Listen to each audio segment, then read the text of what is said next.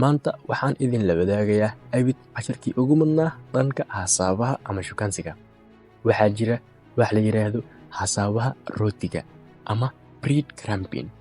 Inta badan dhalinyarada baraha bulshada ka wada xidhiidha ama sida tooska ah isku shukaansada waxaa ka dhaxeeya wax loo yaqaano xisaabaha rootiga. Waa maxay xisaabaha rootigu? Ka hor inta muuqaal kula wadaagin kaliya waxaan ka codsanaynaa muuqaalka inaad subscribe inoo saarto, sidoo kale aan like inoo daado si uu u gaadho asxaab fara badan. Mahadsanid. Waa maxay xisaabaha rootigu? Xisaabaha rootigu waa ereyo xamaasad ama kalgacal leh iyadoo aan ujeedo dhab ah laga lahayn, sida macaanto, gacaliso iyo nolosheeda. Qofku waxa uu adeegsanayaa hab dhaqan iyo fariimo diiran kaliya si uu qofka kale soo jiito. Xisaabaha rootiga waa ereyo caan ka ah dhaqanka shukaansiga ee maanta. Waxa uu qofka ku muujinayaa dano yar si uu kaaga dhigo mid xiiseynaya ama ku xidhan, si ujeedo kaama lahan inuu xidhiidh macno leh kula yeesho.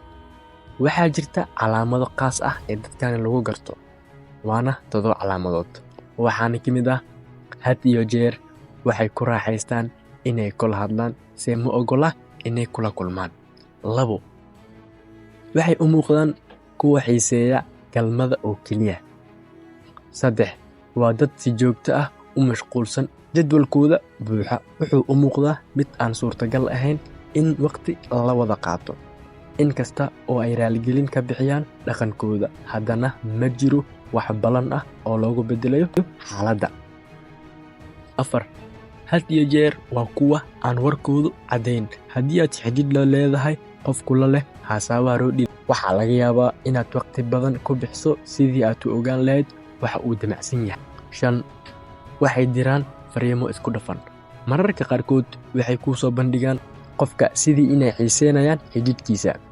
Tani waxaa laga yaabaa inay kugu muuqato waxaan rabaa inaan xidhiidh dhab ah kula yeesho, si ficilkoodu uu ka duwan yahay hadalkooda. 6 waxay noqonayaan kuwo aad ku xiiseeya. Marka aad ka tashato waxay ku tusayaan dareenka ugu badan isla markaa aad go'aan ka gaadho.